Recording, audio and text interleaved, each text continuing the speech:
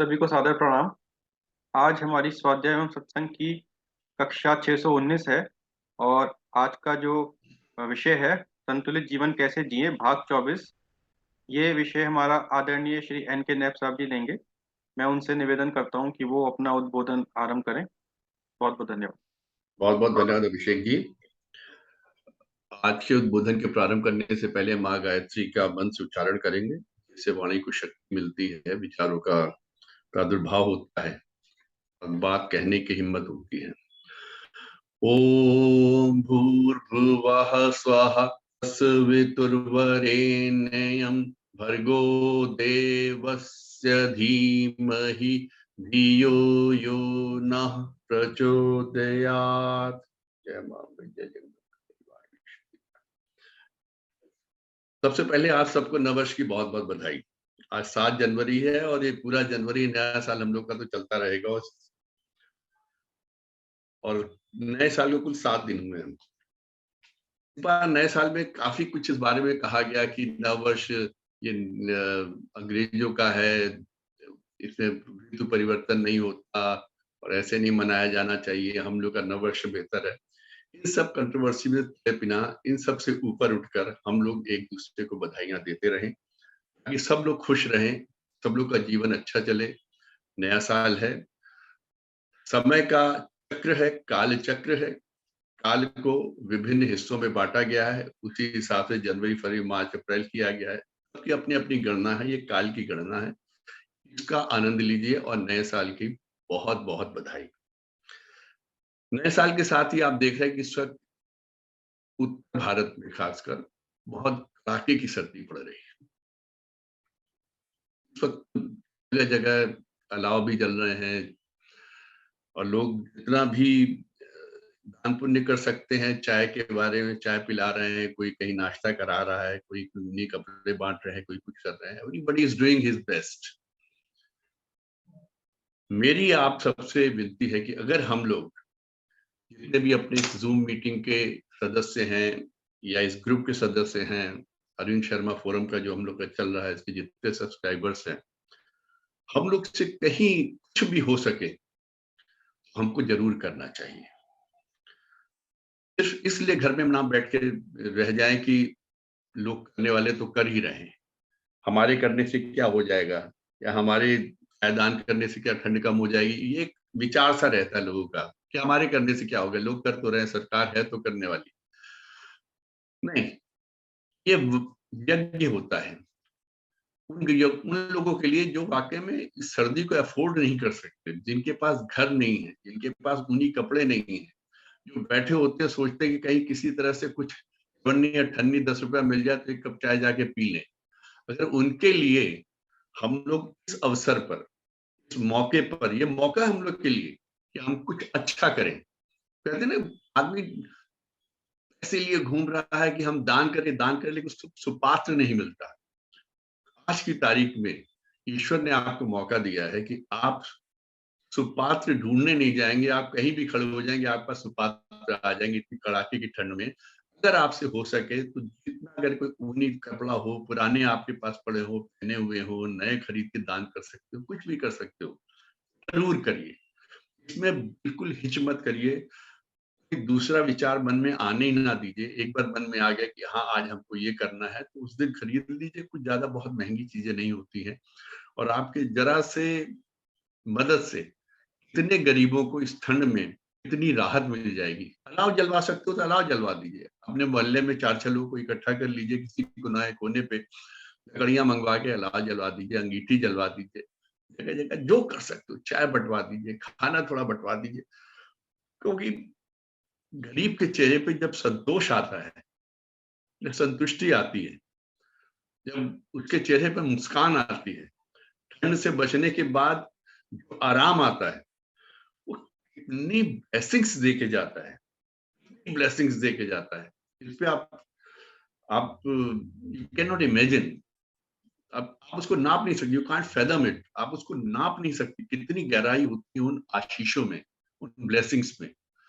भगवान की तरफ से आपको नियामत मिली है, एक नेमत है, मदद करने के लिए एक शुभ अवसर है। मेरे आप लोग से करबद्ध निवेदन है कि आप लोग जरूर करें।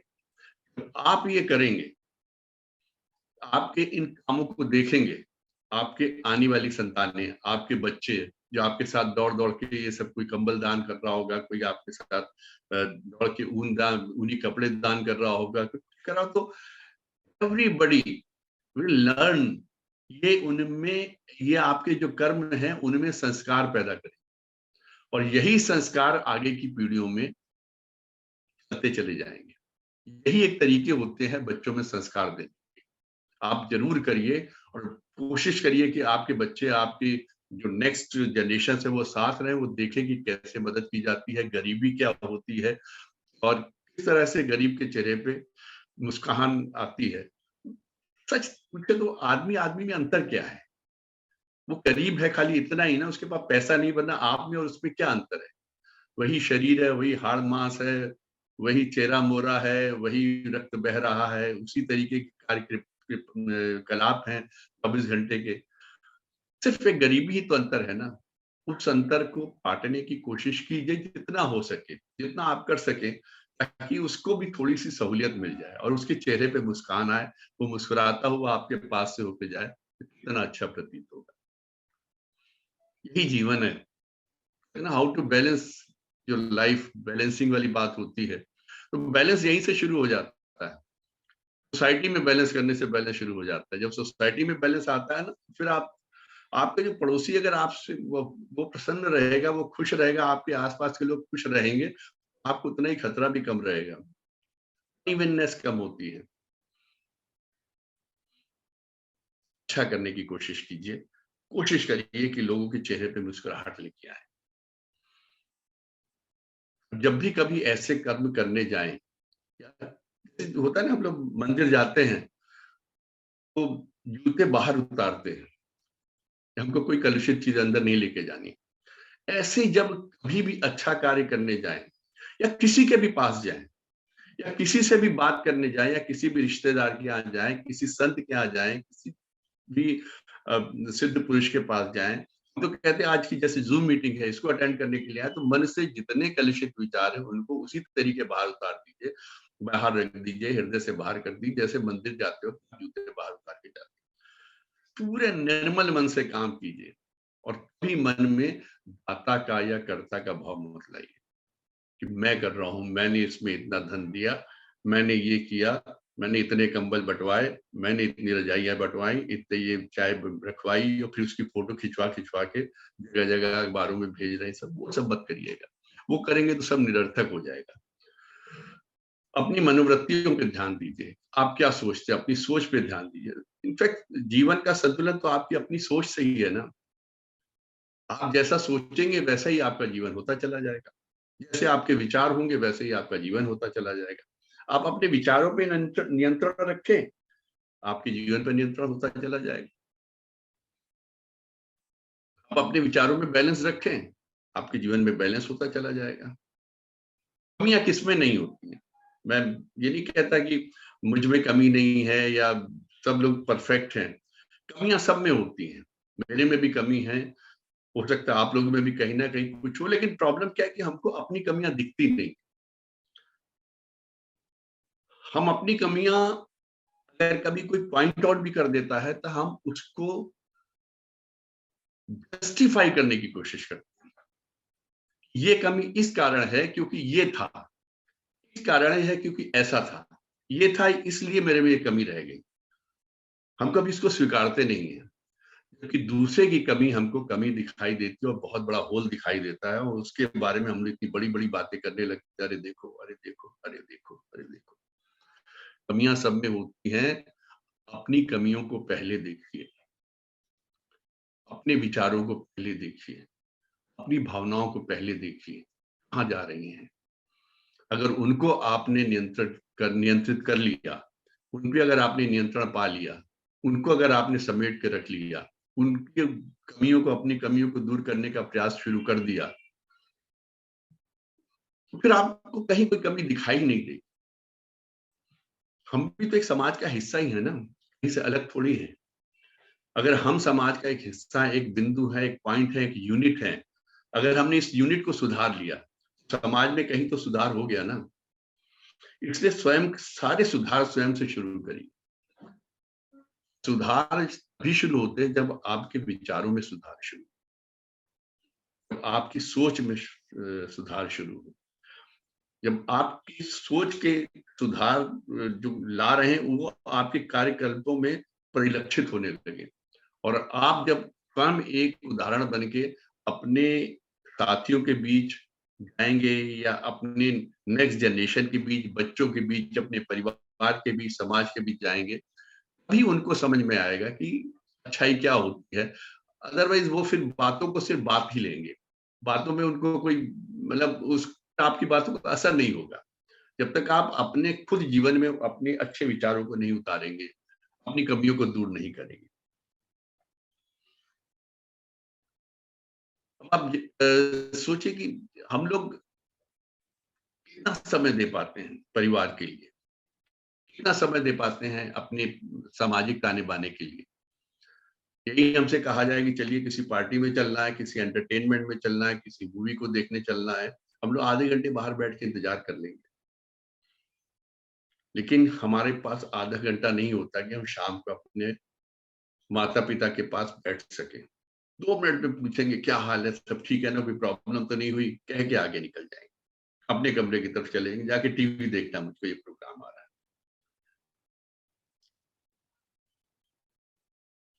हमारा सोच कहाँ पे चली जा रही है, हम अपने पत्नी को उतना समय नहीं दे पाते, अपने बच्चों को उतना समय नहीं देते, और यही हमको कह दिया जाए कि कहीं पे आपको लाइन में लगना है क्योंकि वहां पे आपको कहीं ना कहीं कुछ ऐसा एंटाइटलमेंट मिलने वाला है, ऑफिस का कोई बड़ी चीज होने लगी, एक घंटों लाइन में लगे रहेंगे, वहां आपके पास समय ही समय होता है। लेकिन जहां आपको वाकई में समय देना चाहिए वहां हम समय नहीं देते। कभी आपने अपनी एकाग्रता को देखा है?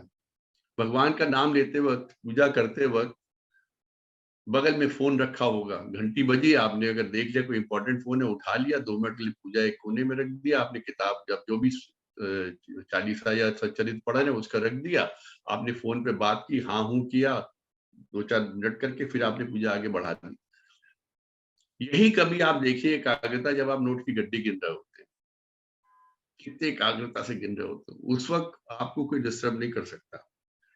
एक से लेके जब तक 100 पूरे नहीं होंगे आप किसी की बात सुनेंगे ही नहीं, जब 100 पूरे हो जाए तब आप कहें हाँ भाई क्या कह रहे थे। ये एकाग्रता और ये समय देना हम सही जगह पे क्यों नहीं रखते? मतलब विचार शून्यता की जो मैं बता रहा था, हम अपने विचारों में कैसे परिवर्तन कर सकते हैं, ये छोटी छोटी सी बातें हैं जो हमको बेहतर बनाती हैं। और देखिए कमियां मैंने जैसे कहा हमें सब में होती हैं, किसी में ज्यादा कमियां हैं, किसी में कम कमियां हैं, लेकिन कमियां सब में हैं। हमारा प्रयास ये होना चाहिए कि हम उन कमियों को निरंतर दूर करने का प्रयास करें। ज्यादा है तो थोड़ा ज्यादा समय लग जाएगा, कम है तो जल्दी ही ठीक हो जाएंगे, लेकिन जब तक हम निरंतर प्रयास नहीं करेंगे तो हम अच्छे क्या फायदा, हम इस तरह के प्रवचनों को भी सुन रहे हैं, उद्बोधनों को भी सुन रहे हैं, लेकिन हम में कोई परिवर्तन नहीं हो रहा। बात आई, सुनी, आगे बढ़ गई, अच्छे अच्छे वचनों को सुना, बड़े बड़े संतों की बातों को सुना, बहुत अच्छे उद्गार सुने, सुने उस वक्त तालियां बजा दी, उसके बाद घर पहुंच के फिर उसी ढर्रे पे लौट आए। अच्छा एक बात ये बताइए, ऐसी कौन सी बात कोई उद्बोधन में अपने बता देता है या अपने प्रवचन में बता देता कोई संत, कोई महात्मा, जो हम लोग को पहले से ना पता? सबको पता सच बोलना चाहिए, बुराई से दूर रहना चाहिए, और उस वक्त हम लोग को लगता है कि पता नहीं कितनी अच्छी बात बता रहे हैं, कितनी नई बात बता रहे हो, तालियां बजाएंगे और चले आएंगे, सब हमको पता होता है, लेकिन हम उसको अपने आचरण में नहीं उतारते। उसको उन सबको अपने आचरण में उतारिए, अपनी सोच बदलिए, अपने विचारों में परिवर्तन लाइए, पहले से बेहतर बनाइए अपने विचारों, अपने विचारों में शुद्धता लाइए, पवित्रता लाइए, कलुषता हटाइए। और ऐसे में क्या होता है, परेशानी कहाँ होती है, आपके अपने ही यार, आपके अपने ही दोस्त, आपके अपने ही आपका हित चाहने वाले ही आपको इतना प्रवोक करेंगे, इतना प्रवोक करेंगे कि आप स्वयं उनके स्तर पे गिरते चले जाते हैं। मतलब कहते हैं ना, हर आदमी के जीवन में एक ना एक विलेन होता है, अगर आप सोचो कि आपके जीवन में या आपके आचार विचार में कहीं कोई दुश्मन या कोई विलेन जो आपका अहित चाहता हो नहीं है, तो ऐसा नहीं हो सकता। एक टेलर मेड होता है जो सिर्फ आपके ही पीछे पड़ा रहता है। आप सब लोग अपने को देख लें, आपको इमीडिएट कोई एक चेहरा नजर आ जाएगा, हाँ यार वो मेरे पीछे हमेशा पड़ा रहता है। हर व्यक्ति के जीवन में ऐसी कोई ना कोई नकारात्मक शक्ति रहती जो उसके पीछे पड़ी रहती, उसको संतुलित करती रहती, सीधे किए रहती। और ये मान के चलिए कि आप सबके हीरो नहीं हो सकते। आप भी किसी ना किसी की जिंदगी में एक विलेन होते हैं, किसी ना किसी के विचारों में एक विलेन होते हैं। आप कितना भी प्रयास कर लें, आप कितना भी अच्छा कर लें, अब 10 आदमियों के भले हो सकते हैं कि 11वां आदमी आपको विलेन ही समझेगा, आपको बुरा आदमी ही समझेगा, आप चाहे जितने भी अच्छे हो। तो आदमी आपके जीवन में विलेन है, वो कोशिश करेगा कि आपको प्रोवोक करे, आपको परेशान करे, आपको उत्तेजित करे, आपको तंग करे। ऐसे में आपको क्या करना है? क्या कर सकते हैं? देखिए, उसका प्रयास ये होगा कि पहले वो आपको अपने स्तर पे गिराए, क्योंकि उसका स्तर आपसे नीचे है, तभी वो आपके लिए अहित चाहता है। कोई भी वही आपका अहित चाहेगा, वही आपका बुरा चाहेगा जो आपको अपने से बेहतर मानता होगा। तभी वो आपसे ईर्ष्या करेगा। ईर्ष्या वही करता है जो आपके स्तर तक नहीं है, जिसकी सोच, जिसके विचार, जिसकी संभावनाएं आपके स्तर तक नहीं है, जिसकी कार्यशैली आपके स्तर तक की नहीं है, आपसे बहुत पीछे है, तो वो आपको नीचा खींचने की कोशिश करेगी। वो पहले आपको अपने स्तर पे उतारेगा। स्तर पे उतारने के बाद जब उसके और आपके विचार एक लेवल पे आ जाएंगे, गिरे हुए स्तर पे या नकारात्मक स्तर पे, फिर वो आपसे झगड़ा करेगा, लड़ाई करेगा। उस कीचड़ में उसने एक बार आपको उतार लिया, फिर उस कीचड़ में दोनों दंगल करेंगे, दोनों कीचड़ से लथपथ हो जाएंगे और दोनों ही एक दूसरे से परास्त होते रहेंगे। ऐसे में क्या करें? यहाँ पर एक बहुत बड़े बैलेंस की जरूरत है जीवन में, सोच में, विचार में। वो बैलेंस है, हम उसको माफ कर दें, जस्ट फॉरगिव, इग्नोर कर दें। शुरू में इग्नोर करते रहे, इग्नोर करिए, इग्नोर करिए, अंत में जब देख रहे हैं कि कुछ नहीं हो पा रहा है, इसको माफ कर दो, जस्ट फॉरगिव। और जब आप उसको माफ करते हैं तो याद रखिए, ये माफ आप उसके लिए नहीं करते, उसके भले के लिए माफ नहीं करते, ये आप अपनी भलाई के लिए माफ करते हैं। क्योंकि आप नहीं चाहते और ना ही आपको चाहना चाहिए कि किसी की नकारात्मकता आपको, किसी की नेगेटिविटी आपको लगातार परेशान करती रहे। उसने तो जो करना सो करता रहेगा, उसने जो बुराई करनी कर दी, जो उसने आपके साथ गलत करना कर दिया, जो उसे परेशान करना तक कर दिया, उसको कब तक अपने विचारों में लिए हुए उससे बदला लेने की प्रवृत्ति को लेके बैठे रहेंगे आप? अब उससे एक बुराई कर दिए, एक बुराई का गिलास आपके हाथ में पकड़ा दिया, आप उसको पकड़े रहिए, दिन भर पकड़े रहिए, शाम तक आपके हाथ में सूजन आ जाएगी, सुन्न हो जाएगा हाथ। कब तक आप रखे रहेंगे? कहीं तो आप गिलास को उसको नीचे रखना पड़ेगा ना, आपको जितना भी हल्का हो। आप उन चीजों को अपने मस्तिष्क से निकालते हुए चलिए, हटाते हुए चलिए। कुछ नहीं रखा। देखिए, भगवान राम के साथ क्या कुछ नहीं हुआ। ईश्वर थे, मर्यादा पुरुषोत्तम राम। एक दिन पहले कहा गया कि आपको पूरा राजपाट दिया जाना है, और अगले दिन सुबह कह दिया गया कि आप सिर्फ एक वो पहनिए कॉपी और जाइए, 14 साल के लिए आपको बर्खास्त किया जाता है यहाँ से, 24 घंटे के अंदर। के पीछे, एक भाई के पीछे। लेकिन फिर भी उस राम के हृदय में, उसके मस्तिष्क में, उनके विचारों में भरत के लिए कहीं कुछ कलुषता नहीं।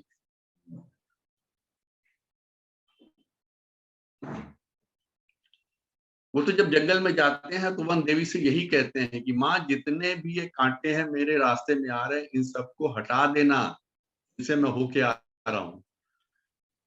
ऐसा ना हो कि मेरा भाई भरत आए, उसके पैरों में कांटे चुभे, तो और वो ये सुनकर परेशान हो जाए, ये सोचकर परेशान हो जाए कि मेरे बड़े भैया इसी रास्ते से गए, उनके पैरों में कांटे चुभे होंगे, और ये सब चीजें, उनकी अश्रुधारा कितनी बह जाएगी, वो कितना परेशान हो जाएंगे मेरे लिए।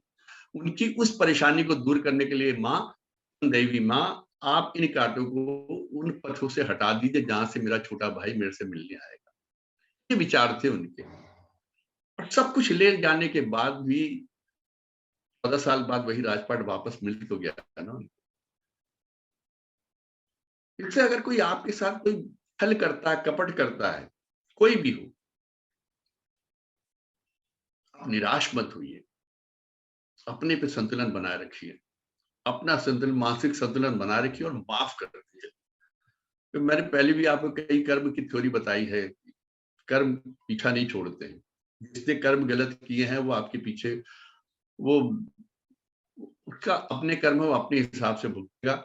आप किसी का गलत ना करें, आप किसी का नुकसान ना करें, आपका चिंतन नकारात्मक नहीं होना चाहिए। आप जितने पॉजिटिव बन सके उतने पॉजिटिव बने रहिए, कुछ नुकसान नहीं होता है। अक्सर देखा गया भाई भाई के झगड़े हो जाते हैं संपत्ति के लिए, भाई बहन के झगड़े हो जाते हैं, परिवार में झगड़े होते हैं, बाप बेटा के झगड़े हो जाते हैं, चाचा भतीजे के हो जाते हैं परिवार में। लड़ाने वाले आपको लड़ाएंगे।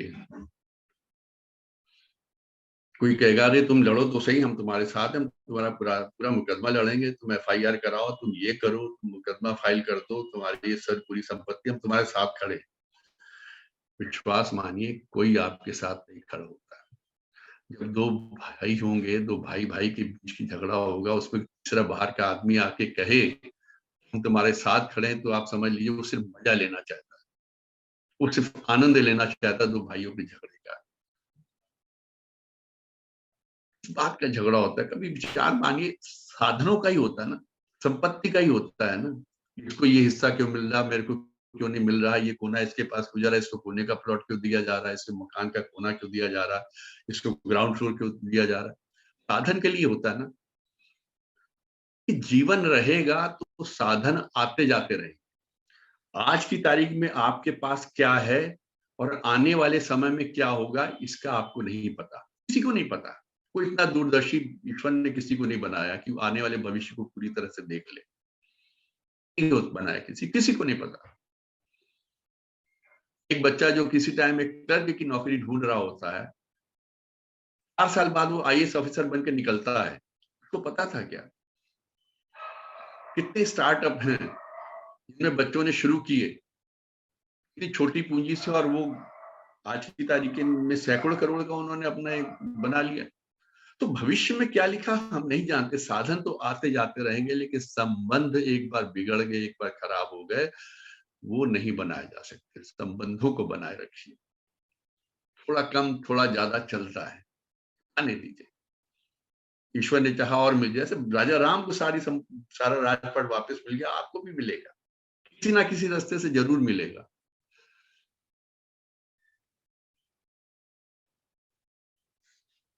आप अपने आप को इस मामलों में, जहां संबंधों की बात होती है, अब आप देखें ना, कितना बड़ा सा एग्जाम्पल है हम लोग के सामने।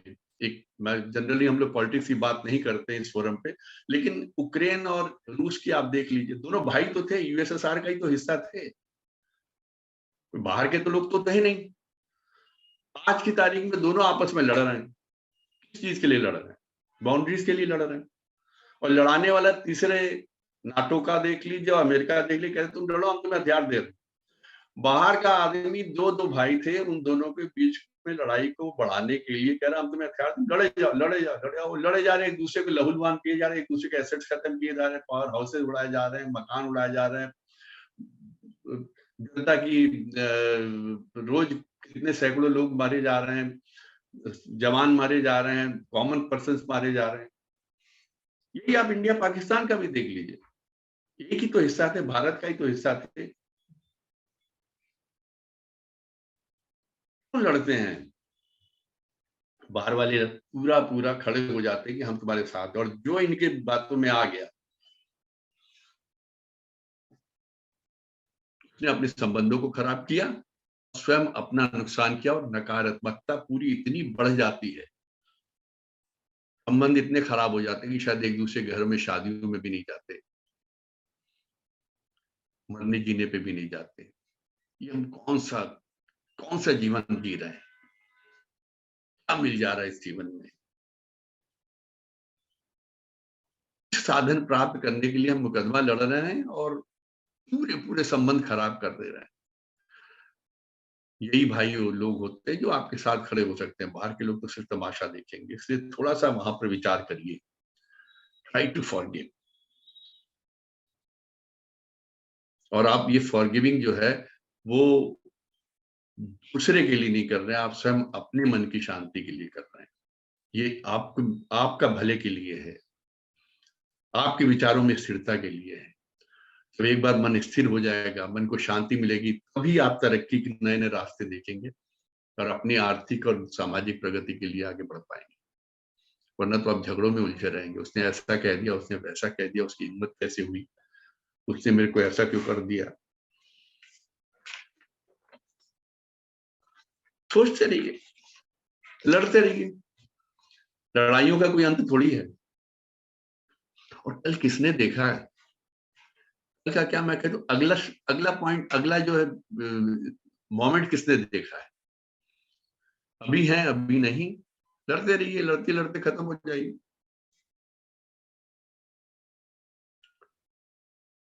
जिसने रात के लिए प्लानिंग बनाई थी डिनर पे जाएंगे, वो सुबह नहीं उठ पाया, और जिससे सोचा था हम सुबह जाएंगे, वो रात को नहीं रह पाया। समय तो अपनी काल गति से चल रहा है ना, समय को कौन रोक पाया है। हमारी सबसे बड़ी बेवकूफी यही है कि हम सोचते हैं कि हमारे पास बहुत सारा समय है, we have got enough time, हमारे पास समय है। समय किसके पास है? समय तो अपने हिसाब से चल रहा है, अपनी गति से चल रहा है, अपने रास्ते पे चल रहा है। ना उसको कोई रोक पाया है, ना उसको कोई रख पाया है, ना उसको कुछ समझ पाया है।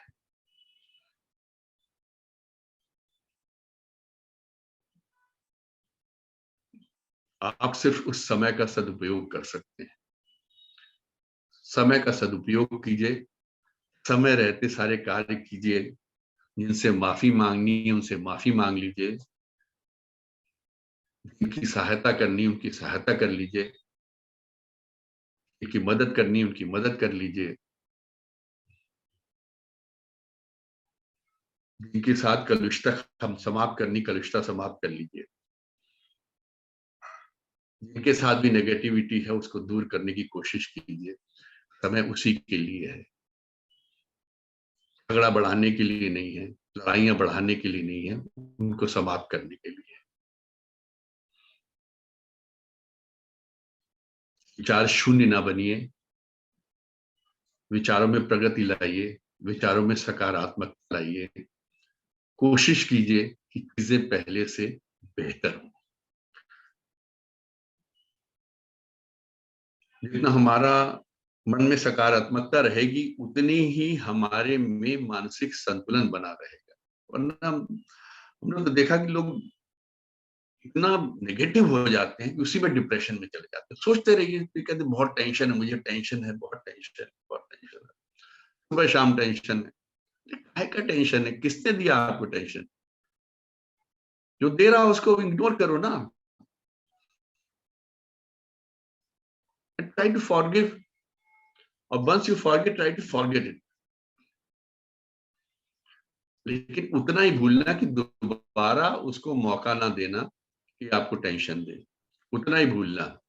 उसका चेहरा जरूर याद रखना, उसके कृत्यों को भूल जाना, लेकिन उसका चेहरा याद रखना कि ताकि दोबारा उससे धोखा ना खा पाओ। इतना तो दृढ़ता रखनी पड़ेगी आपको अपने लिए। जीवन हम जीते हैं दूसरों की। अब आप खुद सोचिए, जब हम लोग की मृत्यु हो जाती है, आपके किसी की भी मृत्यु होती है, हम लोग की क्या, जब हम जाएंगे तो जाएंगे, होता है, मेमोरी बन के घर पे रह जाते हैं, फोटो में हम लोग उसको मेमोरी, और तो कुछ नहीं रह जाता ना, जीवन समाप्त हो जाता है, सिर्फ एक याद रह जाती है। हम लोग का ये प्रयास होना चाहिए कि किसी की यादों में हम एक अच्छी याद बन के रहें। पूरे जीवन यही प्रयास करते रहिए, हम एक अच्छी याद बन के रहें, अच्छे कर्म करके जाएं। कोई हमको इस तरह याद ना करेगी या उसने मुझे बड़ा कष्ट दिया, या उसने मुझे बहुत पीड़ा दी, या उसने मुझे बड़ा परेशान किया। याद सबको बनना है। घर वाले आपकी इज्जत करेंगे, आपकी मान मर्यादा सब कुछ होती है, लेकिन अगर कुछ अच्छे बाहर के लोग भी आपको अच्छाई के लिए याद करें, जो मैंने शुरू में कहा ना कि थोड़ा सा सर्दियां हैं तो थोड़ी मदद कीजिए गरीबों की, वहीं से शुरू होती है। ये कहानी अक्सर चलती है, कभी किसी के नाम से बताई जाती, कभी किसी के नाम से बताई जाती, तो मैं उसको बड़े सीधे से शब्दों में कह देता हूँ कि आदमी की पहली हसरत क्या होती है जब वो अपने प्रोफेशनल लाइफ में आता है, 20, 21, 22 साल का होता है, वो सोचता है कि उसको कोई साधन मिल जाए, कमाई का साधन मिल जाए, अच्छा प्रोफेशन हो जाए, थोड़ा बिजनेस मिल जाए। वो उसका फर्स्ट स्टेप होता है जो उसको खुशी देता है, इसको सक्सेस कह सकते हैं आप। थोड़ा दिन चल गया, अब एक कोई रूटीन हो गया, अब उसमें उसको लगता है कि इससे और आगे होना चाहिए। विवाह हो गया, अच्छा परिवार है, बच्चे हो गए, ये आपका नेक्स्ट स्टेप वाले। इसके बाद भी फिर एक स्थिरता आ जाती है, वहां भी आपको लगता है द एंड हो गया। अब प्रसन्नता कैसे आए, खुशी कैसे आए, किस तरीके से संतोष मिले, इस तरह मन को हैप्पीनेस जिसे कहते हैं ना, ब्लिसफुल होना कैसे हो। वो धन संपत्ति जुटाता है, हमारे पास इतना सोना हो जाए, इतनी ज्वेलरी हो जाए, इतनी बड़ी गाड़ी हो जाए, मकान हो जाए, संपदा हो जाए, वो भी हो गई। फिर उसके बाद सोचा कि इतना कोई बहुत बड़ी चीज जो हमारे बिजनेस में, प्रोफेशन में, जिसमें मेरा नाम हो, जैसे आइडेंटिटी क्राइसिस भी कहते हैं, आइडेंटिटी मिल जाए समाज में कुछ, वो भी हो गया, वही नाम हो गया, 2-4 दिन वाहवाही हो गई, 4-6 समारोह में बुला लिया गया, आपको माला पहना दी गई, साहब ने इतना बड़ा काम किया, उसके बाद फिर वापस आ गए। खुशी के लिए आपको क्या करना, के लिए रतन टाटा साहब के नाम से एक स्टोरी है, उसी में उन्होंने कहा कि वो जब यहाँ तक पहुंच गए, एक बार उनके मित्र ने उनको बुलाया कुछ विकलांगों के लिए ट्राई साइकिल बांटने के लिए। कहते हैं वो सब ट्राई साइकिल्स लेके गए, वहां उन्होंने सब में दी। कहते जब वो ट्राई साइकिल्स पे लोग बैठे थे जो विकलांग थे, जब इधर उधर घूम रहे थे चला चला के, उनकी प्रसन्नता देखकर इनको इतनी प्रसन्नता हुई कि जैसे ब्लिसफुल हो जाता आदमी, अंदर से एकदम उल्लासित हो जाता है। क्योंकि खुशी देखकर मुझे लगा कि मैं अब तक कर क्या रहा था। शायद उनको ऐसा, बच्चों को महसूस हो रहा जैसे वो पिकनिक पे आए, साइकिल इधर से उधर भगा रहे हैं, इधर भगा रहे, ट्राई साइकिल पे बैठे हुए, कभी इधर जा रहा। तो जो लोग अपंग थे, जो 2 कदम नहीं बढ़ा पा रहे थे, सडनली उनको लगा कि वो दुनिया कितनी आसानी से कर रहे हैं। इसी बीच जब वो चलने लगे तो एक बच्चे ने उनकी पैर पकड़ लिया, उनका पैर पकड़ लिया, कस के छोड़े नहीं। उनका बताओ बेटा तुमको कुछ और चाहिए क्या? उससे नहीं, मुझे कुछ और नहीं चाहिए, मैं खाली आपका चेहरा याद रखना चाहता हूँ, ताकि अगर स्वर्ग में मैं आपको देखूं तो मैं आपको पहचान जाऊं कि यही वो थे जिन्होंने हम लोग की मदद की थी, हमको इतनी खुशी दी थी। That is a memory. तो उस वक्त मुझे इतना आनंद आया, इतना आनंद आया कि अब तक मैंने जितना भी जिन चीजों में मुझे आनंद आता था, वो सब गौड़ हो गए, वो सब क्षुद्र हो गए, वो सब बड़े छोटे हो गए, सूक्ष्म लगने लगे इस खुशी के आगे। देकर जो खुशी मिलती है, किसी के चेहरे पे लाके खुशी, जो मन को प्रसन्नता मिलती है, उसके आगे कोई खुशी नहीं। वरना जीवन में रोते रहिए, रोने के लिए बहुत टाइम है आपके पास, पूरी जिंदगी पड़ी है, रोते रहिए। आप रोते रहेंगे ना तो लोग आपसे मिलना बंद कर देंगे। मैं आपको बहुत प्रैक्टिकल बात बता रहा हूँ। आप अगर किसी से भी, जैसे आपके यार दोस्त हैं या मित्रवत हैं या फैमिली में है, किसी से मिलते मिलते आप रोना शुरू, अरे यार ये हो गया, अरे ऐसा हो गया, अरे हम परेशान हैं, ये वो एक दो बार तो मिले, उसके बाद वो कहते हैं यार ये जिसके पास जब जाओ तब ये नेगेटिव के लिए घूम रहा है, ये रोता ही रहता है, हटाओ इसे। तो आपको देखकर नजरें चुरा के रास्ता बदल लेंगे।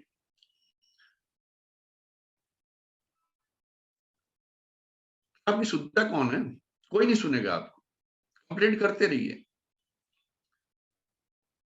शिकायतें करते रहिए, जिंदगी से शिकायत करिए, अपने साधनों से शिकायत करिए, सब कुछ होते हुए भी आप शिकायत करते रहिए। आपका रोना देखकर लोग हंसने लगेंगे। बताओ, साधन संपन्न आदमी, इसको हर चीज में हमेशा दुखी, दुख, कष्ट ही कुछ दिखाई देता है। Don't be ungrateful to life. जो मिला है उसका सम्मान करिए, उसके प्रति कृतज्ञता रखिए। ईश्वर ने आपको बहुत कुछ दिया है।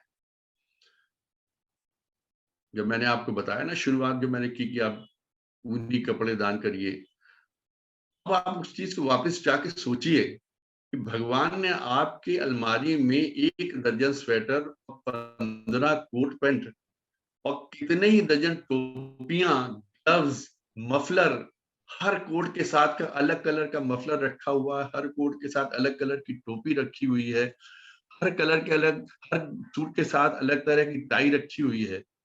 और जिसको आपने दान किया उस पर इतना भी नहीं था कि वो अपने तन को ढक लेता, सर्दी में बचा लेता, और आपने सिर्फ उसको एक स्वेटर दिया, वो कितना प्रसन्न है। और इतना सब होने के बाद भी आप सिर्फ रो रहे हैं, आप परेशान हैं। आप सोच रहे हैं हाय ये नहीं है मेरे पास, हाय वो नहीं है, हाय ऐसा नहीं है, ये हो जाता, वो हो जाता। जो है उसको पर्याप्त मानो ना, जो है उसमें आनंद लो। और संपूर्णता तो किसी के पास भी नहीं है। बड़ी बड़ी अट्टालिकाएं देख लीजिए, बड़े बड़े बुजुर्ग वाले मकान देख लीजिए, हवेलियां देख लीजिए, आप बड़े बड़े बंगले देख लीजिए, लेकिन उनके अंदर के अविश्वास को, अंदर के असंतोष को, अंदर के लड़ाई झगड़ों को, छोटी छोटी बातों पे एक दूसरे के ऊपर हमला करते हुए, बहुत आम बात, बहुत आम बात है। मैं बहुत सुनता हूँ, बड़े बड़े महल, बड़े बड़ी बंगलों के पीछे किस तरह छोटी छोटी बातों के लिए लड़ाइयां होती हैं, किस तरह से एक दूसरे को परेशान करने के लिए हरकतें की जाती है, एक दूसरे से छीना झपटी, जरा जरा सी बात के लिए। वहां पर प्रेम और संतोष की बहुत कमी है। और अगर किसी झोपड़ी में भी प्रेम और संतोष मिलता है तो उस महल से लाख दर्जा अच्छा है।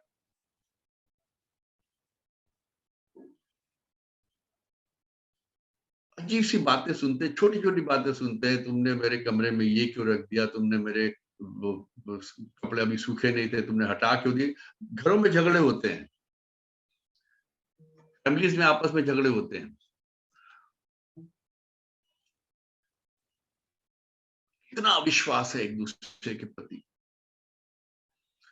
सब कुछ होते हुए भी जब आप रोते रहेंगे, भगवान के प्रति थैंकफुल नहीं होंगे, इन चीजों के लिए कृतज्ञ नहीं होंगे, ग्रेटफुल नहीं होंगे, तो मन में कभी भी संतोष नहीं आने वाला है, मन में कभी भी प्रेम नहीं आने वाला। और वैसे ही आपकी सब चारों तरफ की नकारात्मक जो एटमॉस्फेयर होता है ना, वो हो जाएगा।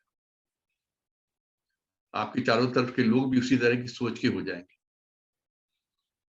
मत रोइए, खुश रहिए जो आपके पास है। भगवान ने बहुत कुछ दिया है, एक शरीर दिया है, आंखें दी हैं, हाथ पैर दिए हैं, बुद्धि दी है, मन दिया है, आनंद लेने के लिए विचार दिए हैं, ज्ञान दिया है, इतना कुछ दिया है। और ये ऐसी संपत्ति है जिसका कोई मूल्य नहीं हो सकता।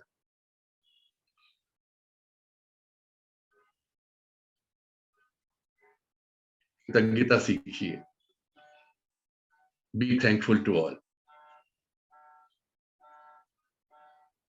सबके प्रति आप कहिए कि ये पूरा समाज मेरे लिए है, पूरा संसार मेरे को भगवान ने दिया है, मेरे ही जीने के लिए दिया है। हमारे चारों तरफ के लोग सब हम ही लोग के लिए, उनको देख कर ही हम लोग जीते हैं। अकेले छोड़ दिया जाए जंगल में, देख लीजिए कितने दिन आप रह पाते हैं। अकेलापन काटने लगेगा। आपको परिवार दिया है, पत्नी दी है, बच्चे दिए, इतना कुछ दिया है, फिर भी रोते रहेंगे? रोते रहिए।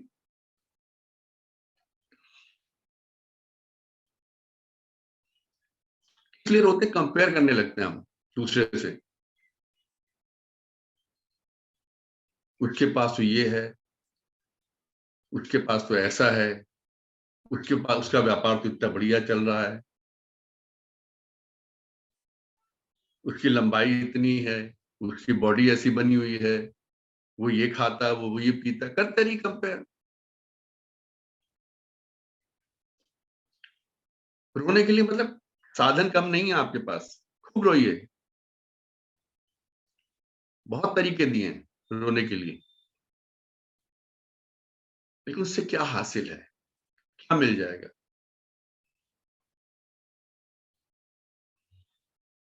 आप खुद भी क्षुद्र होते चले जाएंगे और अपने चारों तरफ के एटमॉस्फेयर को भी खराब करते जाएंगे, और यही सब चीजें आपकी जनरेशन में, आपके परिवार में जाएंगी।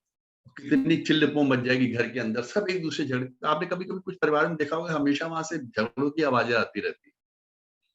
अड़ोसी पड़ोसी देखा होगा, सबके होता है, मोहल्ले में कोई ना कोई एक दो घर ऐसे होते हैं, हमेशा लड़ाई झगड़े की, बर्तन फेंकने की, उठापटक की आवाजें आती रहती है। कभी उनके साथ बैठ के आप या कभी ध्यान से सुनिए, बड़ी छोटी छोटी चीजों पे लड़ते हैं, क्योंकि माहौल ही ऐसा बन गया। घर के मुखिया ने ऐसा माहौल बना दिया, किसी ने आके ऐसा माहौल बना दिया कि सब छोटी छोटी बातों पे लड़ रहे हैं।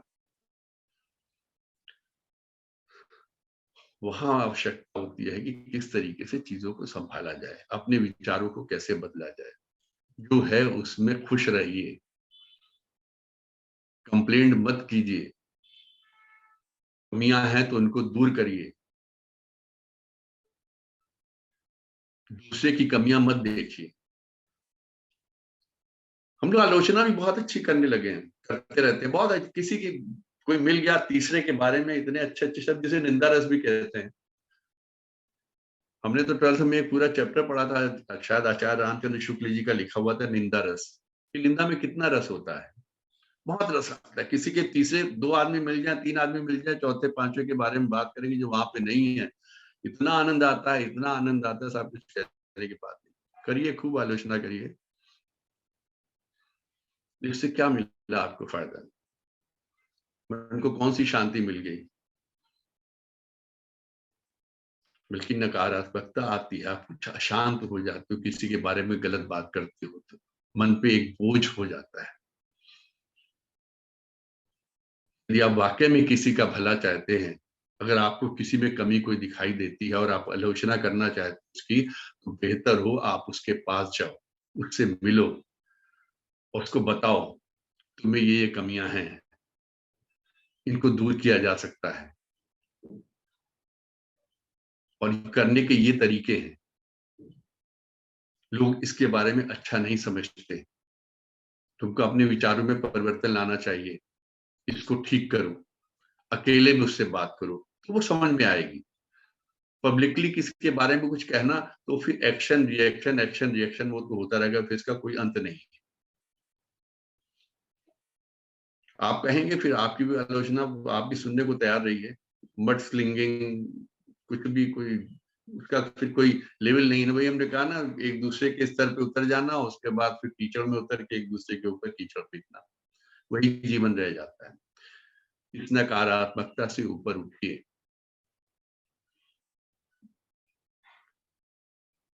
अपने पे नियंत्रण रखिए। क्रिटिसाइज करने से कुछ नहीं मिलता है। अभी कोई किसी के बारे में बात कर भी रहा ना, आप सुनिए और कहिए छोड़ो यार, फायदा किसके बारे में कहने की, उसके पार्ट मत बनिए। Don't be a part, don't be a party to it.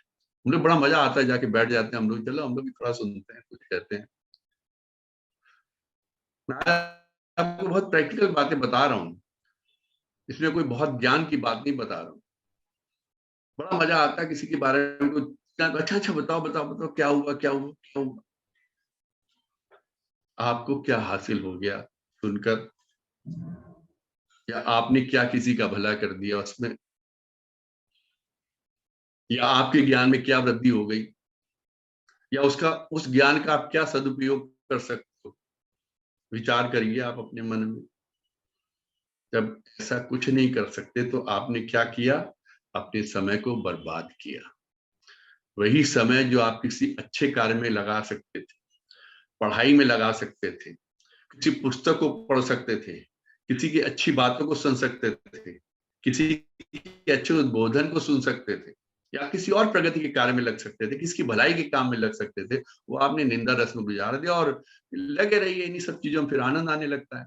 जैसे शराब पीते हुए शराबी को आनंद आता है, नशा वाले नशे में आ जाता है, आपको भी इस चीज का नशा हो जाए, कर लीजिए, नशेड़ी बन जाइए इस निंदा रस के। आप भी एक प्रत्यक्ष की तरीके हो जाएंगे, लोग आपसे भी फिर दूर ही भागेंगे। समाज में कोई नहीं चाहता कि कोई उसको अवॉइड करे, ये बड़ी बेसिक चीज है।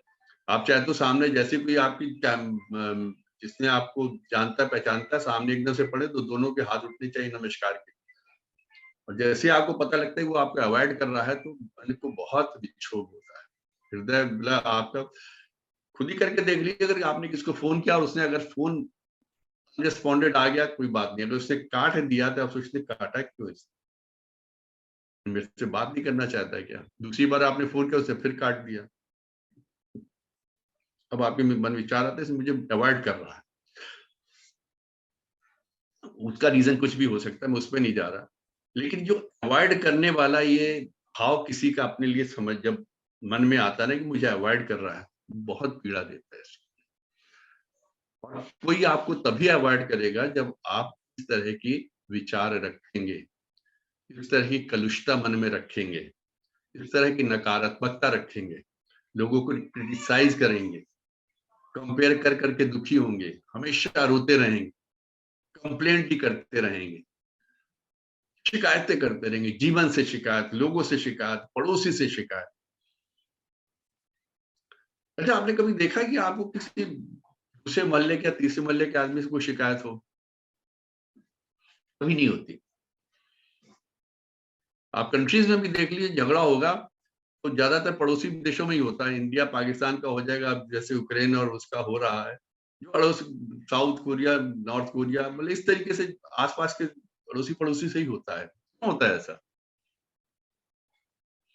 क्या हमारा झगड़ा परिवार के अंदर भाई भाई का या भाई बहनों का या परिवार के अंदर ही क्यों होता है? क्योंकि वहां ही हमारे इंटरेस्ट क्लैश करते हैं, हमारी सुविधाओं का क्लैश वही होता है। जो एक हमारी सुविधा है वही दूसरे की भी सुविधा हो सकती है, उस सुविधा को एक आदमी हासिल करना चाहता है, चीज एक है, उसी पे क्लैश होता है। तो वही जो मैंने शुरू में कहा ना, दो भाइयों के बीच में झगड़ा हो तो आप आने दीजिए चीजों को, साधन तो और भी मिल जाएंगे।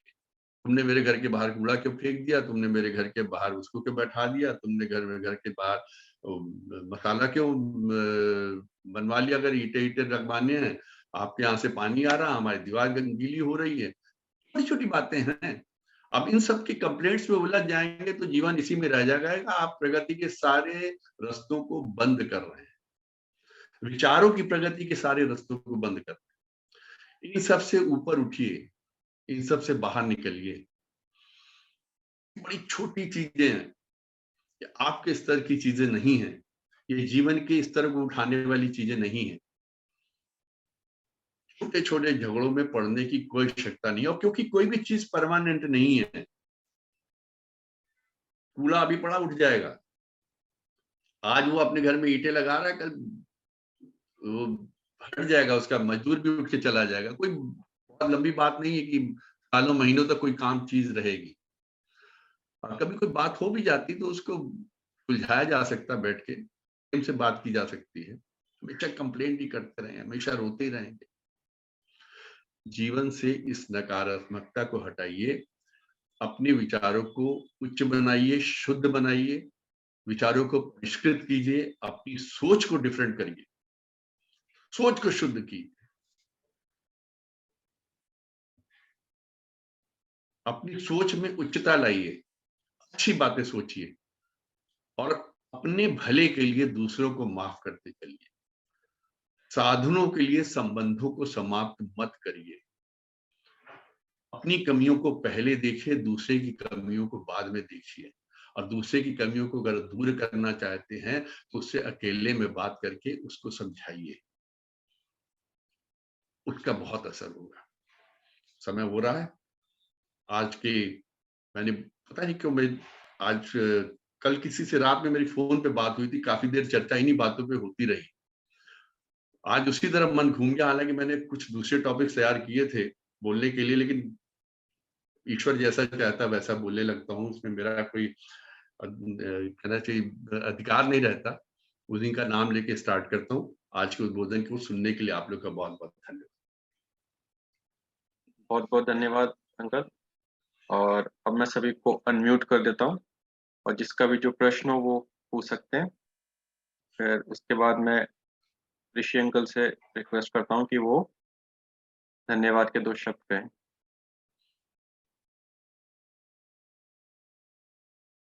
अनम्यूट कर सकते हैं।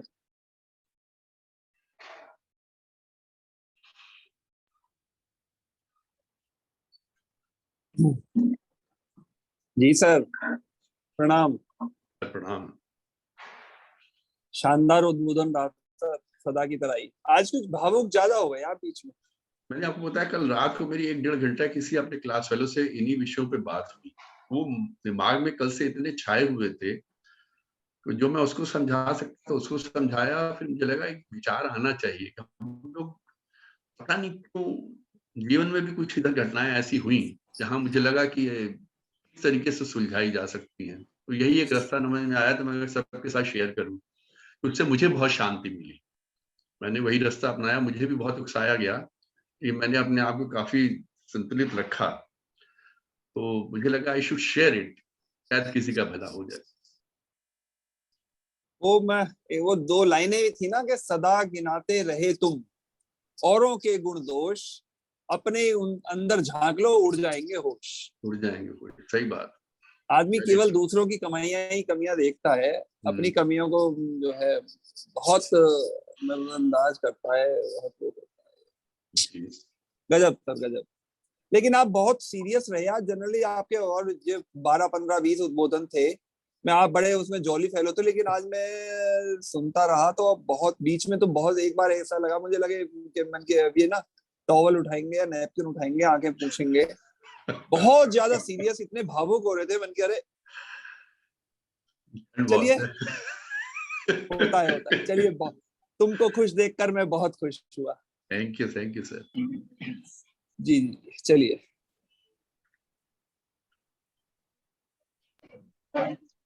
नमस्कार नेब साहब, आप लग रहा था आज तो आप अपने दिल के अंदर से निकाल रहे थे आवाज।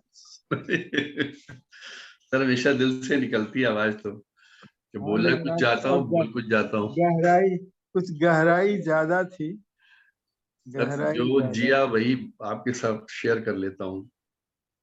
और लग रहा था जैसे ये सबकी बात आप बोल रहे हैं, हम सबकी मन की बात बोल रहे हैं। सर मैं जैसे ज्ञानी नहीं हूँ, मेरे पे ज्ञान नहीं है, लेकिन जो जी लेता हूँ वही सबके साथ शेयर कर लेता हूँ सर। नहीं, सही है, सही।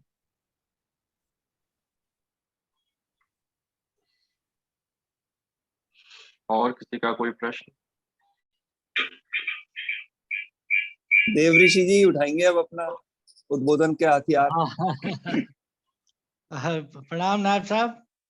आपने सबसे बड़ी जो बात कही है, और आज हमें भी ये महसूस हो रहा था आपके वक्तव्य में, प्रवचन में, तो मैं प्रवचन ही कहूंगा इसका कि ये ज्ञान की बातें नहीं है, उपनिषद नहीं है, वेद नहीं है, गीता नहीं है, लेकिन आपने जो बातें कही हैं वो मेरा ख्याल है ये उन चीजों से ज्यादा लाभदायक है मनुष्य को जीवन के लिए। कल परसों भी कल के बाद में अरविंद जी कह रहे थे कि अध्यात्म में इतनी लंबी लंबी चौड़ी टर्मिनोलॉजी आती है, ये समझना बड़ा नॉर्मल आदमी के लिए बड़ा मुश्किल होता है, जो लाइन पे। लेकिन आपकी बात तो समझने की बात ही नहीं है। जैसे चौधरी साहब ने कहा, ये तो हमारे जीवन का उथला पूरी परतें उतारने वाली बात है। और एक एक पॉइंट आपका गजब का, जो इस सदियों से आपने शुरू किया, कंबल बांटने, उन्हीं सब के बाद ये मेरे साथ ही कल ही घटना हुई है। और आप इतना, आपके कहने के साथ इतना भावुक हो गया। और बोले क्या जरूरतमंद को किसी को जरूरत पड़ी, फोन आया, और बिल्कुल एक इससे बड़ी खुशी हो ही नहीं सकती। मतलब के कोई धन दौलत गाड़ी बंगला इससे खुशी नहीं मिलती, जो छोटी सी बात पे खुशी मिल जाती। वो टाटा की बात आपने बताई है, टाटा जी की, ये सत्य बात है। ये मेरा पक्का बात है कि हम सब में जो यहाँ बैठे हैं उनके सबके मन में यही भाव है कि जो देने में आनंद आता है उसका कोई जवाब नहीं है, मतलब उसको व्याख्या नहीं की, किसी और साधनों से उसकी कोई तुलना नहीं की जा सकती। और एक बड़ी अच्छी बात भी जैसे, और दूसरी बात ये भी है इसके साथ ही एक मिली हुई है कि जूते उतार मंदिर जाने से पहले जूते उतारते हैं, और ऐसे ही दूसरे जूते में किसी को हेल्प करने के टाइम ये मन में वो जूते उतार दीजिए कि मुझे इसका फल मिलेगा। फल तो आनंद का ही फल है, और किसी फल की इच्छा आदमी मत करे कि मुझे इसका देने से मुझे और 4 कंबल और मिलेंगे ना। मुझे इसका जो आनंद आ रहा है, एक आनंद की बात कही आपने। और उसके बाद जो आपने कमियों की दे, इससे बड़ी तो बात ही नहीं है अपनी कमियों को। अभी वही बागी जी ने भी वही बात कहा है। और संबंधों को बनाए रखने की बात तो इससे ऊपर तो कोई चीज ही नहीं है। और समय नहीं रुकता। ये एक बीच में आपने एक जो शब्द किया है, ये गीता में भी नहीं बताते, और मेरा ख्याल है उपनिषद भी नहीं बताते कि समय रुकता नहीं है, क्या वक्त वापस नहीं आता। समय का सदुपयोग करो, सदुपयोग ही सब कुछ, सदुपयोग सब कुछ। भाई ये वक्त आदमी सोच, और ये प्रैक्टिकल एक्सपीरियंस है। मैं जैसे अपनी किताबें इधर रखी हुई सारी, कल करूंगा, परसों करूंगा, ये करूंगा, नहीं होता। समय बहुत इसका एक रुकता नहीं है, समय ज्यादा नहीं है हमारे पास। और सच पूछे मेरी पर्सनली ये बात है, मुझे सबसे बड़ी चिंता यही रहती है कि समय बहुत कम है, ये वक्त गुजर जाएगा और कोई काम नहीं कर पाएंगे जीवन में। तो ये अगर जो सदुपयोग कर ले, उससे बड़ा कोई बड़ी बात नहीं है। और हमारे जाने के बाद ये वो तो वो चौधरी साहब ने भी यही कहा, सबने बोला भी, आपने एक एक बात आपने बोली है, परतों का अपनी जीवन के परतों को उधार रहे हैं। जाने के बाद आप किसी यादों में सुखद यादें बन के आए, सुखद यादें बन के आए। तो वही मुझे अब याद है, मैं कजारिया से जब रिटायर हुआ था तो मैंने एक सारे एम्प्लॉइज को एक पर्चा लिखा था, उससे उसका हेडिंग भी यही था, सुखद यादें। उसका टाइटल ही ये था, सारे एम्प्लॉइज को मैंने दिया था पूरी कंपनी में, 2,500 एम्प्लॉइज को, सुखद यादें। वो सुखद यादों में जो आनंद है, और हमारे जाने के बाद अगर सुखद यादें आ जाए तो जीवन सफल, इसी को जीवन सफल किया जा सकता है। और बहुत बहुत ही गजब की बात हुई है। और अपना कंपेयर किसी को ना करें, और दूसरों की निंदा की बात तो अभी उन्होंने भी की, अभी बागी जी ने भी की है। तो पूरा समझ के ये ज्ञान की गुत्थी, आपके पास ज्ञान नहीं है लेकिन ये यही ज्ञान की गुथली है सारे जो आपने बांट दी है, गीता उपनिषदों के ज्ञान से। मेरा ख्याल ये, अगर पांडे जी से मैं सुनूंगा आज का एक कमेंट लेना चाहूंगा। पांडे जी, जो मैंने कहा है ये सब ग्रंथों से ज्यादा आज का ग्रंथ अच्छा नहीं था। ये एक छोटा सा कमेंट मैं पांडे जी से एक सेंटेंस सुनना चाहता हूँ। पांडे जी जरा जरूर बोलिए इसके बारे में, फिर मैं आपका धन्यवाद का अंत करूंगा। नमस्कार नैब साहब को, नमस्कार ऋषि जी को, और सभी को प्रणाम। अगर मेरे से आज के लिए आप कह रहे हैं तो मैं यही कहूंगा कुछ पंक्तियों में कि शास्त्रीय ज्ञान अपनी जगह है, लेकिन शास्त्रीय ज्ञान का लाभ है व्यावहारिक ज्ञान। बिल्कुल। शास्त्रेषु कुशला लोकाचार विवर्जिता, ये कहा जाता है कि पंडित जो शास्त्र में तो प्रकांड है लेकिन लोकाचार में रहित है।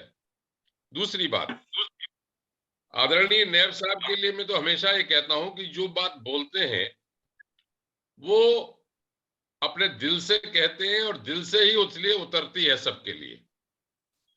जो व्यावहारिक चीजें हैं सबके सामने आती हैं, रोजमर्रा की बातें हैं, वही कहते हैं, लेकिन उसमें तत्व की बात छुपी हुई है।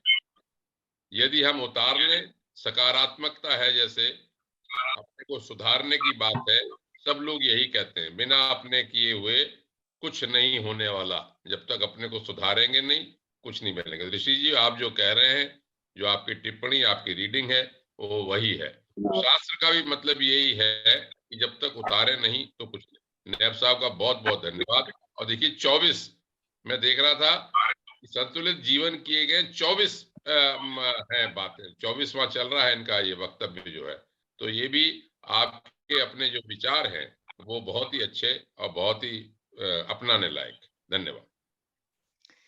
बस इसी के साथ ही नायब साहब का फिर एक बार कोटि कोटि धन्यवाद। बहुत आनंद आया, बहुत गदगद हो गए हम सब। बहुत अच्छा।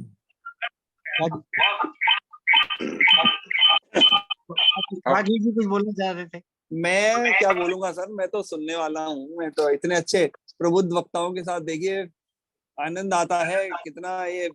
और वास्तव में जो नैब साहब ने कहा भी था ना ये कि किसी को कुछ शौक, किसी को कुछ शौक, अब अपन तो यही शौक पाल लिया सर। देख लिए अब करीब 2 साल होने वाले हैं, तो 600 प्लस चल रहा है। मतलब 60 प्लस वालों के लिए तो 600 प्लस एक अचीवमेंट ही है। बहुत धन्यवाद। जैसा कि अरविंद भाई साहब यदि होते हैं तो वो अपना एक 2 शब्द और 3 बार ओम के साथ करते हैं। विचार मेरा तो बहुत ज्यादा नहीं है, लेकिन नैब साहब के आज के वक्तव्य के साथ ही आज का एक बहुत छोटा सा विचार है कि आप किसी की नजर का इलाज तो कर सकते हैं, या फिर कहें कि नजर का इलाज तो संभव है, लेकिन किसी के नजरिए का इलाज संभव नहीं है। यदि किसी का आपके प्रति नजरिया बदल गया है तो आप उसको नहीं बदल सकते। आपकी यदि आई साइड वीक होगी आप उसको बदल सकते हैं। बहुत बहुत धन्यवाद। नैब साहब का भी आभार, देव ऋषि जी का भी आभार, बीच में पांडे साहब ने जो कहा बिल्कुल सटीक बात कही, सभी का आभार। और अब 3 बार ओम के साथ हम आज का ये वक्तव्य समाप्त करते हैं।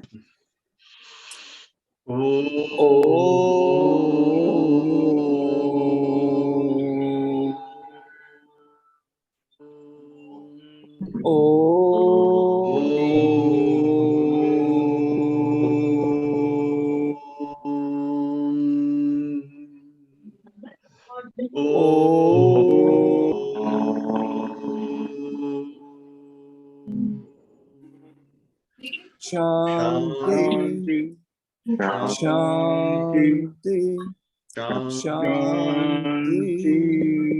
सबको मेरा प्रणाम। सभी को प्रणाम। बहुत बहुत धन्यवाद। और परेशान करने का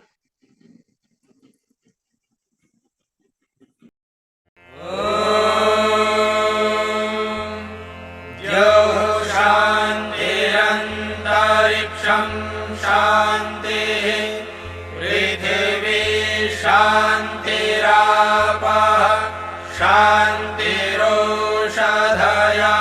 शान्तिः वनस्पतयः शान्तिर्विश्वे देवाः शान्तिर्ब्रह्म शान्तिः सर्वं शान्तिः शान्तिः